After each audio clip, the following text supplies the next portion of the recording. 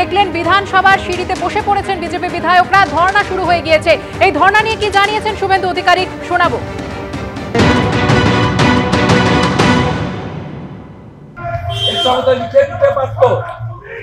এখনো 35% দিয়ে বাকি, 7th পে কমিশন হয়নি। এটাতে 4%-এর জন্য যারা চামচারা লিখেছে তাদেরকে বলছি 35% সরকারি কর্মচারী ডিএ বাকি, 35%। 7th পে কমিশন হয়নি, সব রাজ্যে হয়ে গেছে। কেন্দ্রীয় সরকার 8th পে কমিশন করেছে। পুলিশকে বলি রেশন বন্ধ হয়েছে, ইউনিফর্ম বন্ধ হয়েছে। এই চামচামি বেশি দিন চলবে না। সরস্বতী পুজোতে বাধা কেন দেওয়া হচ্ছে? একটা জায়গাতে নয়, পশ্চিমবঙ্গের বিভিন্ন জায়গায়। এইটা জিজ্ঞেস করা, আলোচনা চাওয়া কি অন্যায়? আমি তো বেলেও নামিনি, তাহলে আমাকে কেন সাসপেন্ড করা হলো? আমি এই প্রশ্নটা রাখতে চাই অধ্যক্ষ মহোদয়ের কাছে। খুব ক্যালকুলেট করে আজকে আপনারা আমাদেরকে সাসপেন্ড করেছেন, খুব ক্যালকুলেট করে, যাতে আমরা কথা না বলতে পারি। মুখ্যমন্ত্রী কেন বলছেন না যে যারা যারা এরকম অত্যাচার করছে, যারা যারা এরকম হুমকি দিচ্ছে তাদেরকে অ্যারেস্ট করা হোক? আমি এগুলো বরদাস্ত করব না। হয়ে গেল, স্টেটমেন্ট দিয়ে দিন।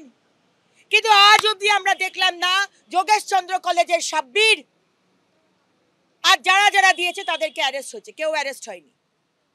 আমাদের এখানেই অসুবিধে। We are not answerable to you, Mamata Banerjee. We are answerable to the people of Bengal.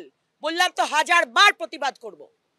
2021 সাল থেকে ওদের একটাই নাম ভজ, শুভেন্দু শুভেন্দু শুভেন্দু। 4 বার সাসপেন্ড করেছে। 8 মাস আর 1 মাস নিলে 9 মাস হয়ে যাবে। আর এখন অবধি 5টা প্রিভিলেজ এনেছে। এই ধরনের নিত্যকর্ম যেমন হয়, এটা হচ্ছে একটা ওয়ান টাইপ অফ নিত্যকর্ম তৃণমূলের। ওরা ভয় পেয়েছে। ওরা হিন্দু আস্থা, হিন্দু দেবদেবীর সম্মান এবং হিন্দুত্বের যে আওয়াজ, এটাকে ভয় পেয়েছে। ये डर मुझे अच्छा लग रहा है। सरस्वती পুজোকে কেন্দ্র করে আমাকে, অগ্নিমিত্রা পালকে, বঙ্কিম ঘোষকে, বিশ্বনাথ কারককে সাসপেন্ড করেছে বাংলার হিন্দু জনগোষ্ঠী। এটা ভালোভাবে নেয়নি, আতঙ্ক থেকে ভিতরে এই সব কথা বলেছে, সম্প্রীতির কথা।